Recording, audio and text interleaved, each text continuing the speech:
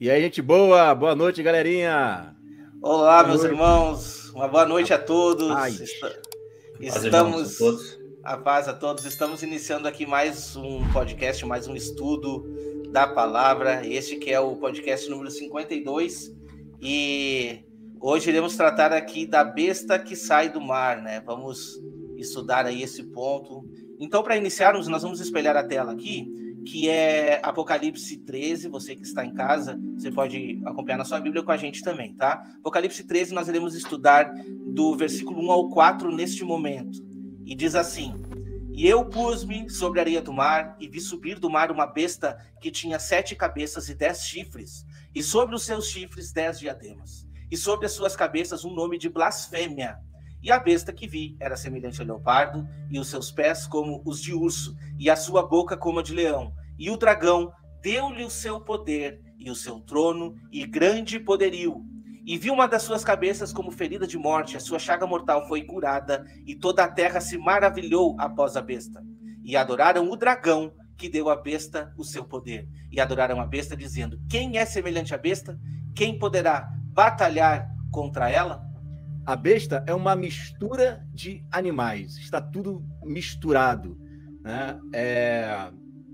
Eu me lembro que os pais da igreja chamam a besta de a recapitulação de todo o mal. Nele se recapitula tudo. Todo o mal existente nos outros impérios, desde Babel, né, até hoje, todos eles vão se recapitular em um só. E essa besta, né, que subiu do mar, diz o texto aí, que ele tinha 7 cabeças. Havia nela 7 cabeças e 10 chifres. Esses 10 chifres, eles não estão espalhados nas cabeças, tá? Eu já vi desenho, né? Hologramas assim, com a besta, com cada um com chifres em suas cabeças, né? Só que não é isso. A gente vai ver daqui a pouco que não foi dado o poder a esses chifres ainda. Então, esse chifre está centralizado em uma cabeça só, em uma única cabeça. Aí, esses chifres que estão ali, interessante que chifre já simboliza poder, né? Já está ali como se fosse um poderio. Só que ele coloca uma coisa a mais ainda. Diz, e os 10 chifres, cada um desses 10 chifres possui diadema, ou seja, são reis. Eles estão sobre, né? Estão incutidos nessa besta. É um império, preste atenção. Essa besta é um império que a besta tem 7 cabeças. Das 7 cabeças, uma possui 10 chifres. Esses chifres simbolizam autoridade e tanto é que simboliza autoridade que não mostra que tipo de autoridade é simplesmente. Ele está dando ênfase em qual autoridade é. Ele está dizendo 10 diademas. Está falando de reinado. Está falando de império. E sobre as suas cabeças, um nome de blasfêmia. Ou seja, dá a entender o quê? Que todos eles estão debaixo de uma única autoridade. É um único nome. E esse nome, o próprio nome, já é uma blasfêmia. O nome dessa besta já é uma blasfêmia. E a besta que vi, ele era semelhante a leopardo, e os seus pés como de urso, e a sua boca como de leão. Isso remete lá àquela estátua, né? Vou ter que entrar, o Wagner, não tem jeito não. Remete lá naquela estátua de Nabucodonosor, né? Que vai falar sobre o Império Grego, vai falar sobre o Império Babilônico, né? E vai falar sobre o Império Medo-Persa. Olha que interessante, né? Ele está recapitulando tudo ali. O grego, o babilônico e o Medo-Persa. E tem essas características ali, tá? E o dragão, vamos lá, e a sua boca era como de leão. E o dragão deu-lhe o seu poder, o diabo, né? O diabo deu o poder a esse império e deu o seu trono, né? O poder ao seu trono e grande poderio. Tá percebendo que vai ser uma recapitulação de um único império mundial que tem nela as características do Império Medo-Persa, que tem nela as características do Império Grego, vai envolver filosofia, vai envolver armamento, vai envolver extensão, porque o Império Babilônico, todos esses impérios, na verdade, qual era um dos objetivos dele? Expandir, expansão. Por isso que eles tomam o mundo inteiro. e vi uma das suas cabeças, aí está voltando para o passado, ferida de morte. A gente pode depois verificar aqui um pouco mais sobre essa cabeça, porque a Bíblia ela usa essa expressão, né, para a Grécia, para a Síria, né? Mas isso não vai mudar, tem a ver com o quê? Tem a ver com a recapitulação dessa entidade que vai voltar nesse último império. Essa chaga mortal é curada, e quando as nações olham para esse império, o que eles dizem? Não, quem é que pode lutar contra eles? Quem é que pode lutar contra essa ideologia? Quem é que pode lutar contra esse exército? Que é a mesma coisa que eles chegam a falar da Babilônia, praticamente, né? Quem é que pode lutar contra ela? Quem é que pode vencer a besta? Quem é que pode, né? E aí, como eles não veem saída para isso, o que eles fazem? Eles passam a adorar o diabo, Satanás, que deu à besta, que deu a esse império o seu poder. E também, né, tem versões que dizem também, né, adoraram a besta, dizendo: quem é semelhante a este império, quem é semelhante, né, a essa entidade aí, que eles não dizem entidade, né, mas eles estão adorando como se adora hoje. Não se adora o comunismo, não se adora o socialismo, eles estão adorando mais um império, é uma adoração ao império, né? E quem poderá batalhar, vencer com armas físicas, porque a igreja não vai vencer com armas físicas, só lá no Armagedon. Mas agora, quem pode vencer ela? Só pode vencer glorificado, porque sem glorificação não se vence a besta, e é justamente isso que eles estão falando. Quem é que pode batalhar contra ela? Né? Agora, não tem como não conectarmos também com o capítulo 17 de Apocalipse, né? Porque Apocalipse 17 explica quem são esses 10 chifres e essas 7 cabeças. Eu vou ler bem rápido aqui com os irmãos. Aqui, Apocalipse 17, a partir do verso 9. Aqui está o sentido que tem sabedoria. As 7 cabeças são os 7 montes nos quais a mulher, a grande Babilônia, né, está sentada. Agora, detalhe, são também 7 reis. Por que é importante nós sabermos isso? Porque muitos interpretam que esses 7 montes, a gente está falando, se limitando a Roma, né, que lá no Vaticano tem 7 montes, ou 7 imperadores, ou qualquer outro 7. Mas a própria palavra de Deus nos dá a resposta. Quem são esses 7 montes? São 7 reis. Aí ele dá uma deixa aqui, no verso 10, dos quais caíram 5. Um existe, e o outro ainda não chegou. Quais foram os 5 que caíram, que nós já conhecemos? Né? Que os profetas falam muito do Egito, dando uma tipologia do anticristo, da Assíria, né? Então, Egito, Assíria, depois o que está em Daniel, Nabucodonosor, Babilônia, Medos e Persas, e a Grécia de Alexandre o Grande. 5. O 6º era Roma, quando estava sendo escrito Apocalipse. E o outro ainda não chegou. Que é esse outro? É exatamente o império do anticristo, que ele vai fazer uma aliança com muitos por uma semana. Na metade da semana, né, ele vai perseguir os santos e ele vai derrubar 3 desses 10. Só que o império vai continuar com 10. Por quê? Porque mesmo que ele destrua 3, não vai ficar só 7 mais ele, não é isso. Vai continuar sendo os 10, só que 3 subjugados por ele e os outros 7 andando, né, com ele. Então, essas 7 cabeças são exatamente esses impérios.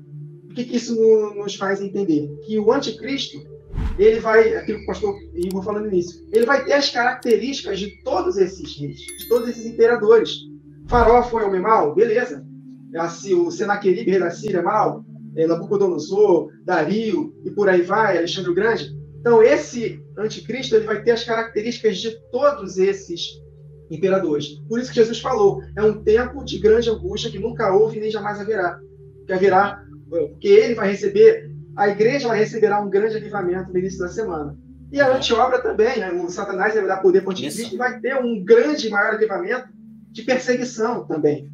Tá? Então é muito importante nós entendermos que está aqui na nossa frente.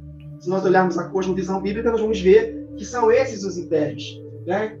E outro detalhe muito interessante aqui, que no verso 3 de Apocalipse 13, uma de suas cabeças desses impérios foi golpeado de morte, mas essa ferida mortal foi curada. Aqui não está dizendo que ele morreu, está dizendo que ele foi golpeado com uma ferida mortal, mas que Deus permitiu com que essa chaga fosse curada.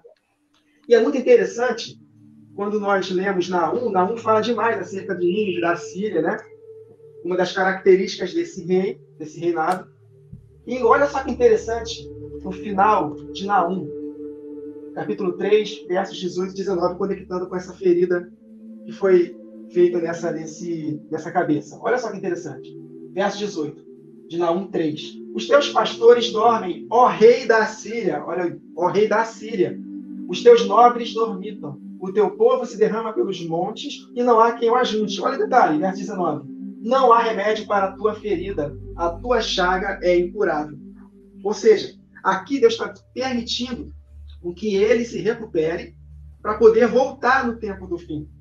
Mas nós sabemos que essa ferida não tem cura. Por quê? Porque em 2 Tessalonicenses 2, conectando com Isaías, capítulo 10, capítulo 11, que fala exatamente do rei da Síria, conectando com o anticristo, é que o Senhor vai destruir o iníquo com o assopro da sua boca e aniquilá-lo pelo esplendor da sua vida.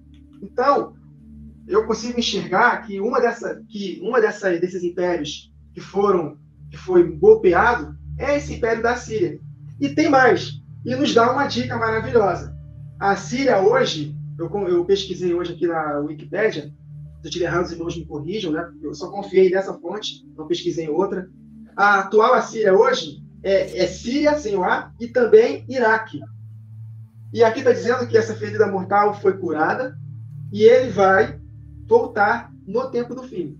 Isso nos dá uma dica de que o homem do pecado ele não vai surgir da Europa, não vai surgir do Vaticano. Ele vai ser, de fato, ou do Iraque, ou dos países ao redor de Jerusalém, em especial o norte, né? Então, ele será, de fato, o islâmico. Então, a Bíblia está nos dando muitas dicas de onde virá também esse homem do pecado. Então, se nós somarmos esses entendimentos, depois os irmãos leem Isaías 10, Isaías 11, conectando com 2 Tessalonicenses 2, e o Naum todo, fala que a Síria, de fato, ela vai reviver nesse tempo do fim.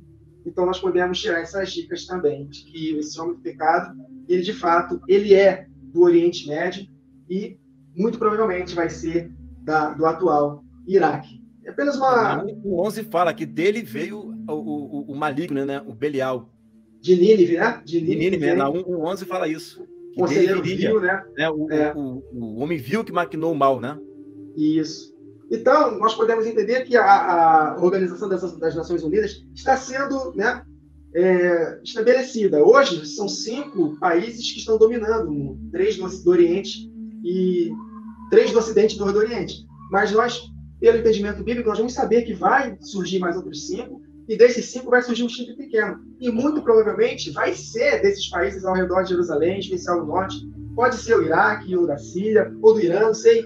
Mas nos diz claramente que esse chifre ele é pequeno, ou seja, ninguém dá nada por ele. Mas ele vai subir, vai destruir 3. O irmão Ricardo Maciel até comentou no grupo, né? Que 3 países poderosos do Ocidente, eles não vão resistir ao Oriente, que é Estados Unidos, Reino Unido, né, e França. Então, tem dicas maravilhosas que nós precisamos conectar com a geografia atual, com a geopolítica. Então, Deus, aos poucos, ele vai nos mostrando esses detalhes e nós vamos somando os textos e ele vai nos dando sabedoria, porque a palavra de Deus diz aqui que quem tem sabedoria vai obter esse entendimento.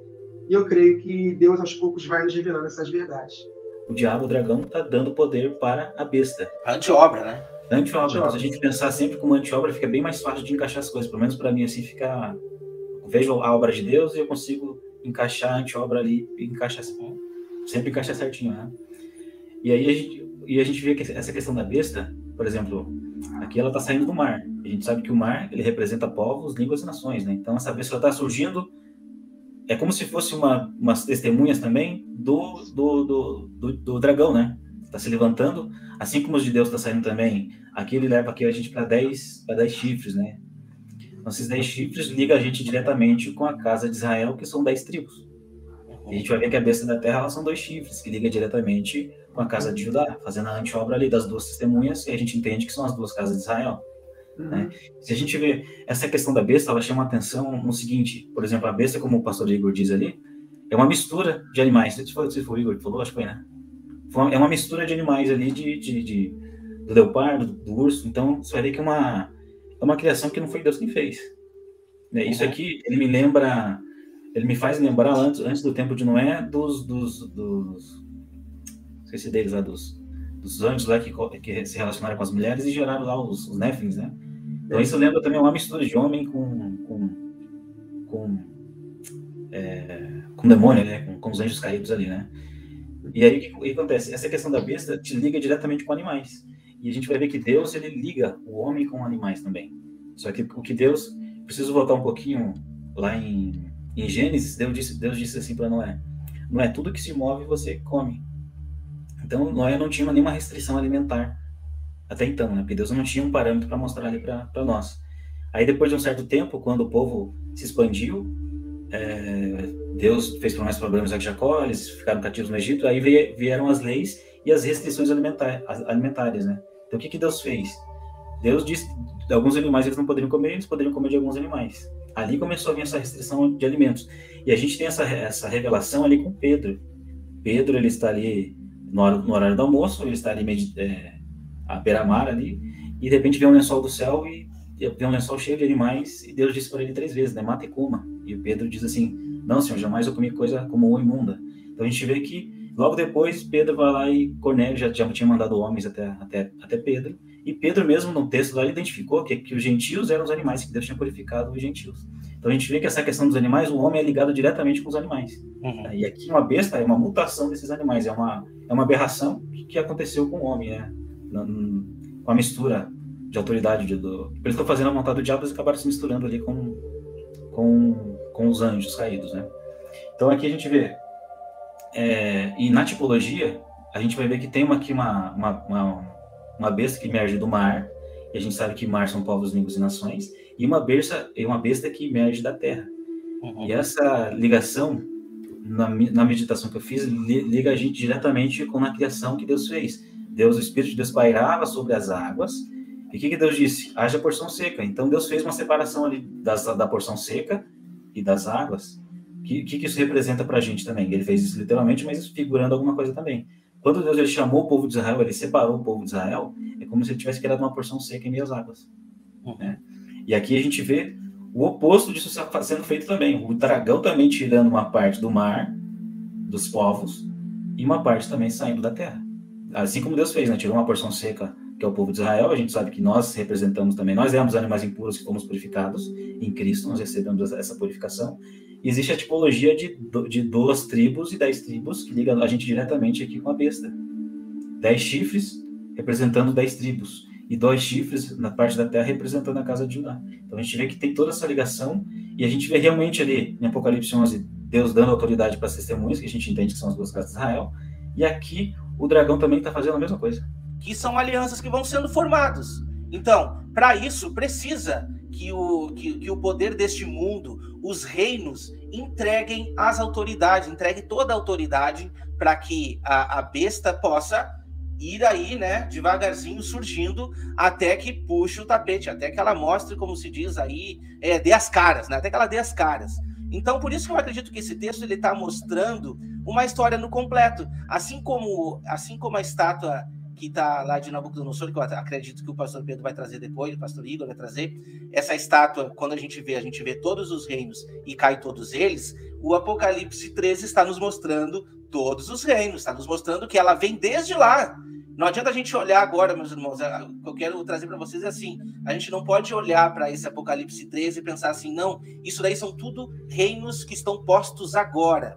Não, ele está nos mostrando que isso já vem de muito tempo antes. Só que o surgimento, quando Satanás vem, ele vem exatamente no momento em que ele vai surgir com autoridade, porque essa autoridade foi dada a ele, por intermédio dos reis que aceitaram. Então, é praticamente o que acontece para que depois, no momento certo, a besta da terra surja. E aí não vai ter o que fazer. A gente vai ver os textos apontando aí que os próprios 10 reis vão deixar essa mulher, vão expor essa mulher. Eles vão expor que esse pacto não deu certo. Eu acredito que esse vai ser o tema do próximo estudo, que vai ser muito melhor esmiuçado pelo pastor Pedro também, mas é mais ou menos isso que está acontecendo nesse momento. São os reinos dando autoridade. Enquanto as 2 testemunhas estão no campo pregando, esse é o momento também que essas alianças estão se formando para que, sorrateiramente, Satanás chegue até que o anticristo ganhe o poder devido. Porque a gente sabe que ir contra as duas testemunhas, ele só vai na metade da semana. Só que naquele momento que as duas testemunhas estão pregando, coisas estão acontecendo no mundo. E são esses pactos que estão acontecendo. Então, quando a palavra nos traz para entender sobre esses reinos, ela está nos mostrando de que, desde antigamente, isso já vem acontecendo e vai chegar um momento em que praticamente vai dar um boom, aonde todos os poderes do mundo, assim, os poderes dos reinos do mundo, vão passar a autoridade para a besta. E aí já não vai mais ter o que fazer. O anticristo virá como homem e formará o seu corpo da besta. Uhum. É a obra e a anti-obra. É anticristo. O que é o Cristo? O Cristo tem Jesus como cabeça, ele é o Senhor, e tem a igreja, que é o seu corpo. Nós somos o corpo dele, né? Ele é o Senhor desse corpo, né? E o Satanás, né? Veja que o Pai enviou o Filho, e o Filho é o Senhor do corpo dele, né? Do corpo de Cristo. Satanás, que é o pai da mentira, vai enviar, porque ele é enviado, né? Vai enviar esse anticristo que vai ser o cabeça desse corpo, né? Desta besta. E a besta é um corpo. Está lá a estátua. A estátua é um corpo, né? Então, é essa obra e a anti-obra. Você olha para Jesus, que foi enviado do Pai, e que envia do seu Espírito para formar a igreja. Você olha Satanás, que é o pai da mentira, envia um anticristo, e o anticristo forma esse corpo com o espírito da mentira. Verdade. Né? Então, é justamente isso. É uma pessoa que tem os seus servos, assim como o pai tem o seu filho, que é uma pessoa, e que também tem os seus servos. Porque essas alianças que estão se formando, elas vão desencadear lá na frente, o pastor Pedro vai trazer no próximo episódio, não vou entrar muito a fundo, ela vai trazer alianças no âmbito religioso também, em que a parte política vai dar todo o aval para que isso aconteça. E aí que está a questão que a gente entende da besta que sai do mar, se aliando a esses poderes políticos, entende? E eu não estou aqui para dizer para os irmãos, não, porque é o país tal, país tal, país tal. Eu acho que é precipitação falar sobre isso. A gente está aqui desenvolvendo um raciocínio em cima do que o texto está mostrando e vamos esperar que a história vai nos mostrar lá pela frente a respeito disso, né? Mas uma base sólida, como o irmão Wagner, a gente tem. A gente sabe da onde que virá o anticristo. Isso a gente não pode negar, porque a palavra está repleta com muitas profecias trazendo sobre isso. Então a gente já pode supor que algumas coisas acontecerão com relação a poder, né? O poder será dado para que essa besta surja. E essa besta surge com a soma desses impérios. Aí é que está a questão. A soma desses impérios vai revelar. E eu achei interessante em Daniel 7, que mostra ali sobre 3 animais. Está falando de 4 animais, mas mostra sobre 3 animais, né? E desses 3 animais, o 4º animal é um animal terrível e espantoso. Olha só, é um animal diferente dos outros, ele é diferente dos outros. Falou Daniel e disse, eu estava olhando na minha visão da noite e eis que 4 ventos do céu agitavam o quê? O grande mar, o mar grande. Então você já consegue ver que o zoom está aqui, ó, está nos trazendo para a besta do mar. E 4 animais grandes, diferentes um dos outros, subiam da onde? Do mar. O primeiro era como leão e tinha asas de águia. Enquanto eu olhava, foram-lhe arrancado as asas e foi levantado da terra, e posto em pé um como homem, e foi-lhe dado um coração de homem. Eu não tenho capacidade ainda para comentar sobre isso, eu tenho só minhas suposições, né? Talvez depois os irmãos podem comentar, tá? Continuei olhando, e eis que o segundo animal semelhante a um urso, a qual se levantou de um lado, tendo na boca 3 costelas entre os seus dentes, e foi-lhe dito assim, levanta e devora muita carne. Depois disso, continuei olhando, e eis aqui outro semelhante a um leopardo, e tinha 4 asas nas suas costas, e também este animal 4 cabeças, e foi-lhe dado domínio. E aí continua aqui, ó. Depois disto, eu continuei olhando nas visões da noite, e eis que o 4º animal, terrível e espantoso, e muito forte, ao qual tinha dentes grandes de ferro, ele devorava e fazia em pedaços, e pisava aos pés ao que sobejava. Era diferente de todos os outros animais que aparecem antes dele, e tinha 10 chifres. Você está entendendo que ele está dando um zoom, está pegando esse animal terrível e espantoso e está dizendo, essa daqui é a besta completa. Agora, todas as características dos outros animais praticamente estão nessa besta. Ele absorveu tudo isso, né? Estando eu a considerar esses chifres, eis que dentre eles subiu outro chifre pequeno, diante do qual 3 dos primeiros chifres foram arrancados, e eis que nesse chifre havia olhos como os de homem, e uma boca que falava grandes coisas. Eu dei um zoom só no animal terrível e espantoso. Então estive olhando por causa da voz das grandes palavras do chifre que proferia. E estive olhando até que o animal foi morto e o seu corpo desfeito e entregue para ser queimado no fogo. E quanto aos outros animais, foi-lhe tirado o domínio. Todavia foi-lhe prolongado vida até certo espaço de tempo. Então tive desejo de conhecer a verdade a respeito do quarto animal, que era diferente de todos os outros, muito terrível, cujos dentes eram de ferro e as unhas de bronze, que devorava e fazia em pedaços e pisava aos pés o que sobrava. E também a respeito dos 10 chifres que tinha a cabeça, e do outro que subiu, diante do qual caíram 3, isto é, daquele que tinha olhos e uma boca que o quê? Falava grandes coisas. Não é exatamente o que a gente viu lá em Apocalipse? Mesma coisa. Uma boca que fala com arrogância, cujo parecer era mais robusto do que dos seus companheiros. Eu olhava e eis que esse chifre fazia guerra contra os santos e prevaleceu contra eles. Então aqui já, além de mostrar, dar todo o zoom, mostrar essa besta, já está mostrando também o momento em que ele está começando a fazer a guerra contra os santos. Esse quarto animal será o quarto reino da terra, qual será diferente de todos os reinos, devorará toda a terra e pisará os pés e fará em pedaços. E quanto aos 10 chifres daquele mesmo reino, se levantarão 10 reis, e depois dele se levantará outro, a qual será diferente dos primeiros, e abaterá 3 reis. Proferirá palavras contra o Altíssimo, e destruirá os santos do Altíssimo. Cuidará em mudar os tempos e leis, e eles serão entregues na sua mão, por um tempo, tempos de metade de um tempo. Exatamente a última semana, a metade da semana que está chegando. Esse é o tempo determinado para que ele faça essa perseguição. Mas o juízo se estabelecerá, e eles tirarão o seu domínio para destruir até o fim. O que o irmão está explicando aí do 8º. É isso aí. É uma anti-obra. Ele quer reinar eternamente, mas ele sabe que vai perder. Ele vai tentar enganar seu povo e os que vão adorá-lo. Mas o que já está determinado sobre ele vai acontecer. Jesus Cristo vai fazer justiça aos santos. Na Batalha do Armagedon, a gente vai acabar com toda essa palhaçada. E o reino, sim, o reino do Senhor Jesus, ele vai durar 1000 anos e depois, sim, vai perdurar para todo sempre. Por isso que é um reino eterno, que ele nunca mais será substituído por outro. Aqui estamos vendo vários impérios, um sendo substituindo o outro, praticamente. Mas o reino de Jesus, ele nunca será substituído por outro. Por isso que essa pedra ela vai cair nos 10 dedos da estátua, no período dos 10 reis do Império do Anticristo, e toda a estátua vai esmiuçar. E essa pedra ela vai encher toda a terra, e aí, após o milênio, Nova Jerusalém desce, se funde com a terra, um novo céu, uma nova terra, dia eterno, e esse reino nunca mais será substituído por outro. Por quê? Porque ele é o Rei dos Reis e Senhor dos Senhores. E foi-lhe dada uma boca para proferir grandes coisas e blasfêmias, e deu-lhe poder para agir por 42 meses. Abriu a sua boca em blasfêmia contra Deus, para blasfemar do seu nome e do seu tabernáculo, e dos que habitam no céu. E foi-lhe permitido fazer guerra contra os santos e vencê-los. E deu-se-lhe poder sobre toda a tribo, língua e nação.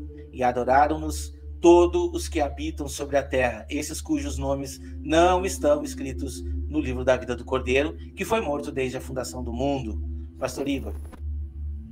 Olha que interessante, né? Nós lemos aqui os textos que fala que ele iria blasfemar, ia mudar os tempos e as leis, ia proferir palavras contra o Altíssimo, né? Blasfemar contra tudo. Essas blasfêmias certamente estão ligadas aí ao não reconhecimento, né, do filho. Porque, veja bem, não tem a ver com a Igreja Católica. A Igreja Católica adora o filho. Né? A Igreja Católica, por mais que tenha os seus erros lá, mas elas adoram o filho. Elas não blasfemam contra o filho. Agora, a religião islâmica, sim. A religião islâmica não vê Jesus como Deus, não vê Jesus como um ser eterno. De hipótese alguma, o adora. E João disse que aquele que nega o Pai e o Filho, esse é o anticristo. Então, essa boca cheia de blasfêmia, blasfema tanto quanto a pessoa de Jesus, como também tudo que se refere a ele, que está no céu. Por isso que é, né, um império de pouco tempo, em comparação a todos os outros impérios. Né? 3 anos e meio apenas, que eles vão estar ali tendo essa autoridade. É só isso que Deus dá para eles. Só isso. Tá? E ele abre a sua boca em blasfêmia contra Deus. Já expliquei aqui os diversos tipos de blasfêmia, principalmente contra o nome. Tá? Vai surgir palavras contra o nome de Jesus, do seu tabernáculo, tá? Da sua igreja, e também dos que habitam no céu, dos anjos, né? De tudo. Ele vai blasfemar da pessoa de Jesus. Quem nega o Pai, nega o Filho. Quem nega o Filho, nega o Pai, né? Da igreja e de tudo que está no céu, na terra, no céu.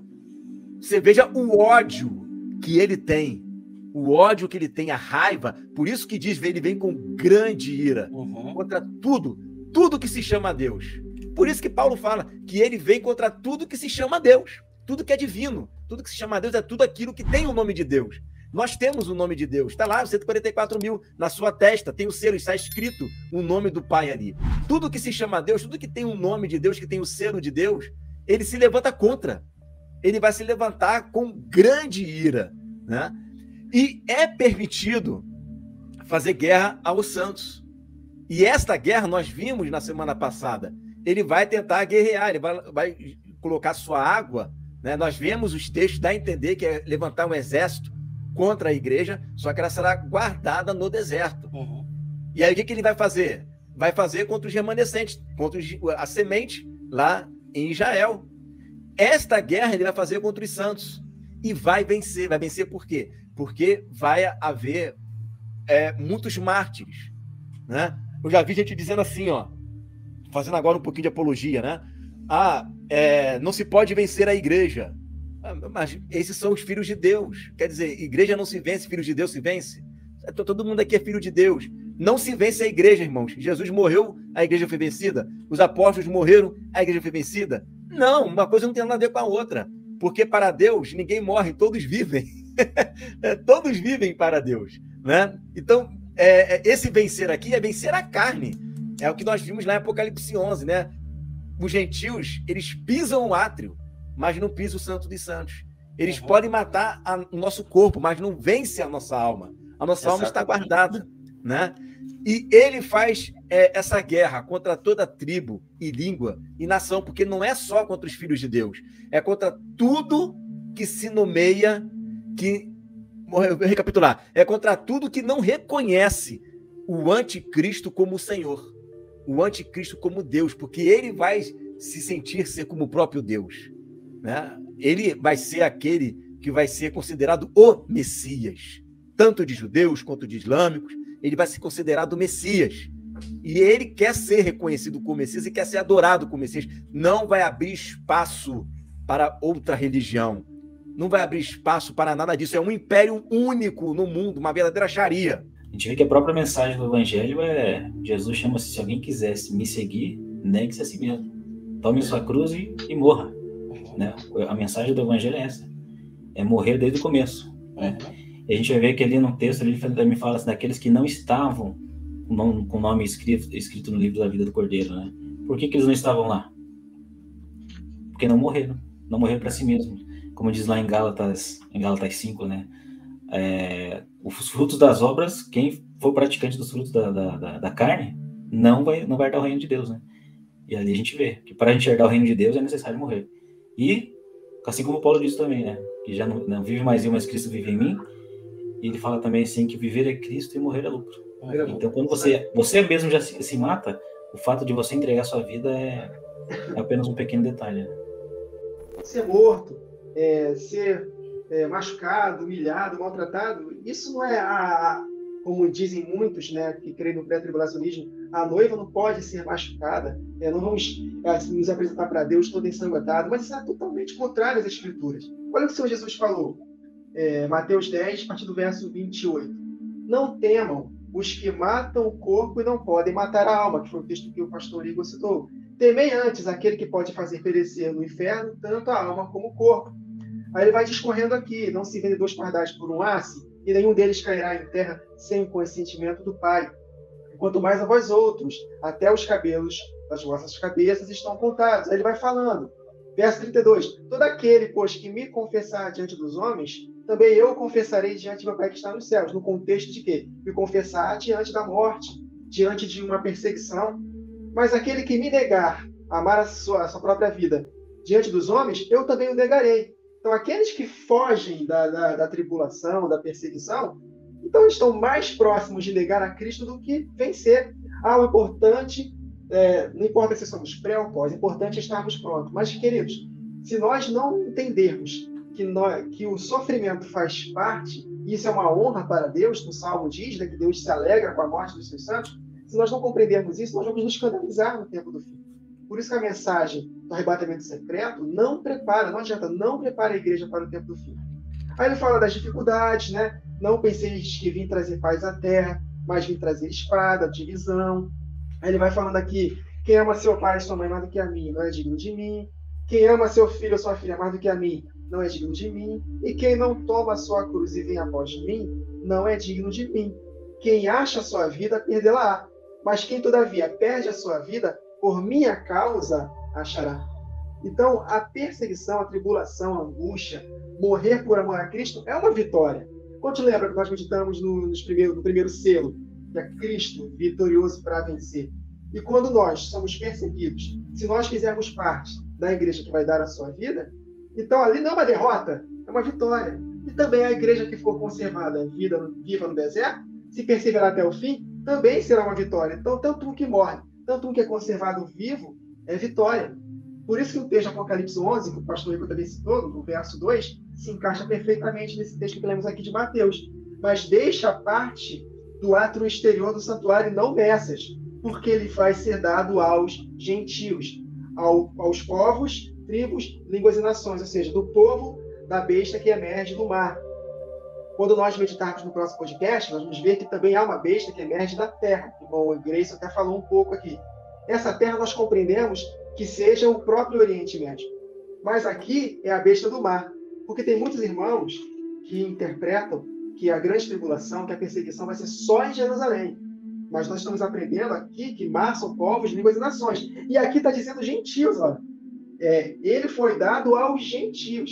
Gentios, para que nós entendamos aqui, fora do contexto de Israel. Então haverá perseguição não somente em Israel, mas também em todos os 4 cantos da terra. Até porque o arrebatamento vai acontecer nos 4 cantos da terra. No Apocalipse 14 vai haver uma ceifa em que nos 4 cantos da terra será feito o arrebatamento. Entendeu? Então, muito importante nós entendermos isso. Então, esse texto aqui que nós lemos de Apocalipse 13, verso 7, foi dado também que pelejasse contra os santos. Aqui é no contexto dos santos que estão fora dos limites de Jerusalém, porque é a besta que emerge do mar. No próximo podcast, nós vamos ver a besta que emerge da terra. Nós vamos compreender que é do Oriente Médio. Mas aqui no podcast de hoje, o contexto é o que vai acontecer fora dos limites de Jerusalém. Por isso que Apocalipse 11 fala que a besta sobe do abismo. Abismo e mar eles são sinônimos. Então, por isso que ele fala que são gentios. Então, foi dado que pelejasse contra os santos do resto do mundo, fora dos limites de Jerusalém, e os vencesse. Deu-se a lei da autoridade sobre cada tribo, povo, língua e nação, durante 3 anos e meio. Então, esses textos aqui não nos deixam dúvidas de que, de fato, a igreja do mundo inteiro vai estar aqui padecendo perseguição contra o anticristo. A doutrina do pré-tribulacionista, ela não subsiste à luz da palavra de Deus. Só um fato histórico aqui, que é interessante, até para nos animarmos, né? Quando os primeiros cristãos eles morriam, iam para a arena ou iam ser queimados, né, em praça pública, era feito, muitas das vezes, um julgamento, era bem rápido o julgamento, e já eram condenados, né? Ficavam lá presos e no dia seguinte eles iam para o martírio. As mulheres, o que elas faziam? Já sabendo que iam ser martirizadas, elas tomavam banho, pegavam a melhor roupa, o melhor perfume, né? Se produzia toda para morrer da melhor forma possível, toda bela. Vou morrer toda bela para o Senhor. Eu estou assim porque eu agora vou estar com Cristo, então eu quero me embelezar toda. Então, olha a mente, né? Dos primeiros cristãos. Muitos morriam cantando, sorrindo, alegres. Adorando, estavam lá adorando, né, ao Senhor. Olha a fé, o amor que eles têm. Isso para eles, como eles mesmos dizem, né? Eu estou imitando o mestre dos martírios, Jesus. Né? Ele é o mestre. Ele nos ensinou como morrer, então tem que morrer como ele me ensinou. Né? A morte de Jesus é o exemplo de como eu devo viver, ser fiel até a morte. Ele é a fiel testemunha. né? Eu não estou dizendo que a gente está aqui e todo mundo está torcendo para morrer. Não estou falando isso. Ninguém está torcendo para morrer. Mas eu estou dizendo que morrer por Jesus não é vergonha. Não é derrota a igreja, a noiva. Né? Isso não tem nada a ver uma coisa com a outra. Isso, para a igreja primitiva, era honra. Isso era uma honra. Morrer como Jesus era uma honra para eles. E o que naquela época era honra, hoje para muitos é uma questão de vergonha. Olha como é que muda, né? O conceito, né?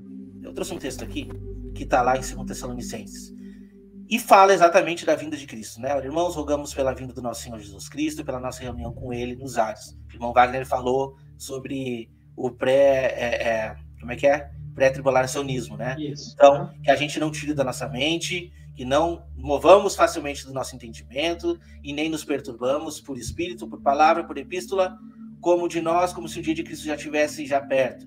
Ninguém de maneira vos engane, porque não será assim sem que antes venha a apostasia e se manifeste o homem do pecado, o filho da perdição. E esse aqui é o ponto que eu queria trazer. O qual se opõe e se levanta contra tudo que se chama Deus e se adora, de sorte que se assentará como Deus no templo de Deus, querendo parecer Deus. Quando a gente entende esse ponto aqui, esse é o momento de entender sobre o entendimento, sobre o rio, sobre esse mar que o dragão está arrojando as pessoas, né? A gente consegue ver que o engano, a serpente, muitos textos nos diz que a cauda, né? A cauda significa o engano. E Satanás, quando ele é atirado, ele vai desesperado atrás de enganar o maior número de pessoas possíveis. E não é absurdo a gente entender que isso começa dentro do punho religioso, né? Porque a operação do engano, ela é muito parecida. Muitas vezes o engano é parecido com a verdade. Tipo assim, não precisa tu ir muito longe para te ter um entendimento. Não, mas eu entendo um pouquinho diferente aqui. E daqui a pouco você está abraçando uma coisa que não vem da parte de Deus, né? A gente falou aqui muito, tratamos de muitos versículos aqui a respeito do cunho da parte dos reinos, né? Da parte do rei, o poderio dos impérios, né? Mas a gente sabe que uma parte espiritual está por detrás, entende? Então a religiosidade estará também sendo afetada nesse momento, e não só também, como principalmente para afetar o quê? O entendimento das pessoas. E as duas testemunhas neste momento estarão o quê? Apregoando o contrário e tentando comunicar às pessoas. Olha só que interessante, né? Que diz aqui, ó. O que eles estão dizendo, as duas testemunhas? Ó, dizendo em grande voz: temei a Deus e dai-lhe glória, porque é vinda a hora do seu juízo. Adorai quem? A besta? Não. Aquele que fez o céu, a terra e o mar e a fonte das águas. É praticamente como se estivesse mostrando o que está surgindo deste império não é a verdade. E outro anjo seguiu dizendo: caiu a grande Babilônia, né? Aquela grande cidade que todas as nações deu a beber do vinho da ira da sua fornicação. Então aí já vai entrar Apocalipse 17, mostrando sobre a grande Babilônia. A gente não vai dar esse zoom agora, mas porém está tudo englobado. É o poder religioso com também o poder das nações, o poderio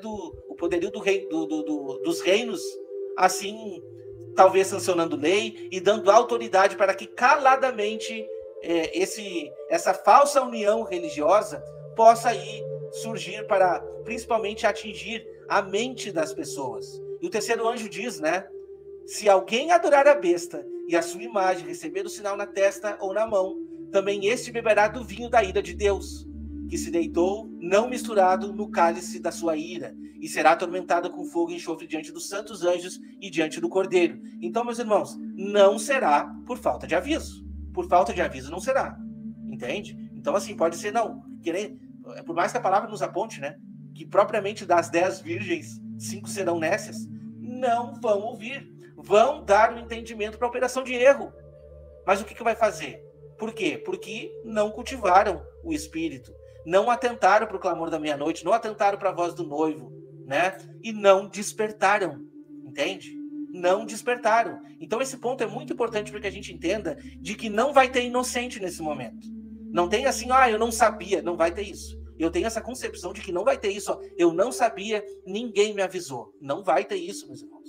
Não vai ter isso. Mas infelizmente eu consigo ver que por falta de busca, por falta de interesse em se aprofundar na palavra, de ter o conhecimento, de ter um comprometimento com Deus, um comprometimento com o evangelho verdadeiro, né? De lutar contra a carne e muitas outras coisas, as pessoas vão se deixar enganar, né? E não é muito raro você ver aí dentro de religiões que as pessoas estão buscando o quê? Prosperidade. Eu quero uma profecia de bênção. Eu já cansei de ver, eu entro no Facebook às vezes para olhar, quando a pessoa diz assim, eu faço uma profecia de bênção para a sua vida, hoje alguma coisa vai acontecer. Nossa, eu nunca vi, dá uns 50, 60 amém rapidinho. Porque as pessoas querem isso, entende? Eu fico assim apavorado, amém, eu recebo, em nome de Jesus. As pessoas querem poderes materiais neste mundo, enquanto nós precisamos estar preparados para ser um mártir, para ser essa testemunha, entende? Então, meus irmãos, não é o momento de nós nos preocuparmos com a nossa vida aqui, nesse mundo. É o momento de mudarmos e renovarmos a nossa mente, estarmos preparados para que, se preciso for, morrermos por causa do evangelho. Se alguém tem ouvidos, ouça. Se alguém leva em cativeiro irá. Se alguém matar a espada, é necessário que a espada seja morta. Aqui está a paciência e a fé dos santos. Eu acho que até a gente deu uma antecipada, mas dá para falar mais um pouco, né? Olha que interessante, né? Você prendeu, você será preso. Quando que as nações serão presos? Está lá no Edom. É a aula de quinta-feira agora aí com o pastor Pedro, hein? Edom, vai estar lá na aula do Seminário do Reino aí. Vai aprender sobre Edom, que ali é a parte onde estão presos os inimigos de Deus. Mas, se você matou, você também vai morrer. A espada, que espada? A espada que sai da boca do Senhor, a espada aguda, né? Vai para o Hades. Né? Vai lá para o mundo dos mortos, tá? Vai ficar em outro espaçamento lá. Essa é a fé, a paciência. A paciência ali é a palavra da perseverança. A palavra paciência ali é perseverança, né? Que ele fala assim: como guardaste a palavra da minha paciência, eu também te guardarei do dia da tentação que é de vir sobre todo o mundo. Então, esta é a paciência. O que é a paciência? A paciência é a perseverança. É você ser paciente na tribulação. É você não esmurecer. É você não desistir. É você não entregar os pontos. É você perseverar até o fim para ser salvo. Né? Então, é como se ele estivesse dizendo: olha, serão dias difíceis, mas fique tranquilo, porque o Senhor vai vingar. A ele pertence a vingança, não pertence a nós. Deixa que ele vingará tudo isso que vai acontecer. É a oração dos mártires, né, de Apocalipse capítulo 6, quando o Senhor, ó justo, né, e vingador, né, vai vingar o sangue, né, daqueles que morreram, aqueles que morreram, né, os mártires. Ele vai falar: falta pouco tempo, fique tranquilo, a mim pertence a vingança, é o dia da vingança, o dia do Senhor é o dia da vingança. Então quem matou vai morrer, quem prendeu será preso, né? E vocês perseverem, porque aquele que perseverar até o fim será salvo. Quem tem ouvidos, ouça o que o Espírito diz às igrejas, né? E ao anjo da igreja de Esmirna escreve: isto diz o primeiro e o último, que foi morto e reviveu. Conheço as tuas obras, conheço a tribulação e a pobreza, mas tu és rico, e a blasfêmia dos que se dizem judeus e não são, mas são sinagoga de Satanás. Não temas das coisas que você há de padecer. Não temas, tá? Não está dizendo assim, ó, não te preocupa que nós vamos te tirar da terra antes. Não. Está dizendo: não temas porque tu vai padecer. Eis que o diabo lançará alguns de vós na prisão, para que sejas tentados, e terei uma tribulação de 10 dias. Mas o que diz ali? Ser fiel até a morte, dar-te-ei a coroa da vida. Se precisar ser morto, seja. Quem tem ouvidos, ouça. Exatamente o que o texto nos trouxe ali. Ouça o que o Espírito diz às igrejas. O que vencer não receberá o dano da segunda morte. Não está dizendo aqui o que vencer não morrerá. Não está dizendo isso. Está dizendo que o que vencer não receberá o dano da segunda morte. E quando a gente vê as duas testemunhas sendo mortas, logo em seguida, não passa muito, a gente vê o quê? Todos enxergando elas, ressuscitando e subindo aos céus diante dos olhos dela. Então a nossa recompensa, assim como o pastor Igor trouxe para nós, está logo ali, está logo à frente. Agora, a gente precisa entender que o sofrimento, quando a palavra diz assim, que a gente deve carregar a nossa cruz, ter o mesmo intuito de carregar a cruz de Cristo na nossa vida, é de estarmos preparados para qualquer consequência. Mas as pessoas não querem. As pessoas não querem isso. As pessoas querem bens materiais, querem se preocupar em herdar tudo que Deus tem para elas. E Deus tem. Deus tem promessas maravilhosas, né? Mas, por outro lado, o que a palavra nos aponta é que teremos tribulação e, se preciso for, iremos ser mortos por causa do Evangelho. Ainda hoje, em muitos países, pessoas estão morrendo por causa de Cristo. Não está no nosso alcance, mas acontece, meus irmãos. Acontece. Pessoas estão morrendo por causa do nome de Cristo. Será que nós estamos preparados para isso? Então, que nós possamos meditar nesse ponto, né? Porque o dragão irá descer cheio de cólera, sabendo que pouco tempo lhe resta. E é muito difícil viver nesse mundo, tá? Viver aí junto desse mar, dessa multidão, desses reinos e tudo o que engloba, né? Todo esse sistema, tá? Porque o sistema está se montando, a gente não pode negar isso. E é exatamente o que a gente vai ver no próximo episódio. A gente vai ver esse sistema todo armado. Porque a partir do momento que a besta da terra entra, o sistema já está armado. Acabou, não tem mais nada, já está tudo pronto ali e não tem mais nada que fazer, a não ser a igreja seguir para o deserto para ser protegida e as duas testemunhas começar a ser mortas. Não tem mais o que fazer, entende? Só que já no dia de hoje o sistema já opera, a operação do engano já opera. E as pessoas hoje, no mínimo, já cedem. No mínimo, já cedem. Então nós precisamos manter alerta hoje, porque se a gente não for fiel, no mínimo, como que a gente vai estar preparado para dar nossa vida? Que possamos meditar nesse ponto. Entende? O que vai testificar de nós naquele momento vai ser as nossas obras. Mas a salvação é por fé, não é por obras. Sim, mas como que eu vou justificar a minha fé se eu não estou fazendo nada pelo reino? Né? Como que eu vou justificar a minha fé se na hora da tentação eu cedo? Qualquer estralo, qualquer movimento de tentação, eu cedo. Não, a gente precisa mostrar com as nossas obras o amor que a gente tem por Cristo. E quando nós formos ali mortos no Senhor, a gente vai herdar o que o texto nos diz, o descanso, entende? E as nossas obras irão nos acompanhar.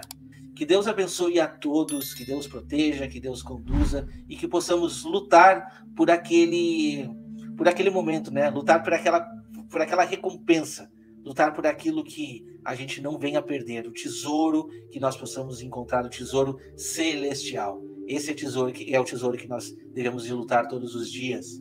Que Deus abençoe a todos e até a próxima semana.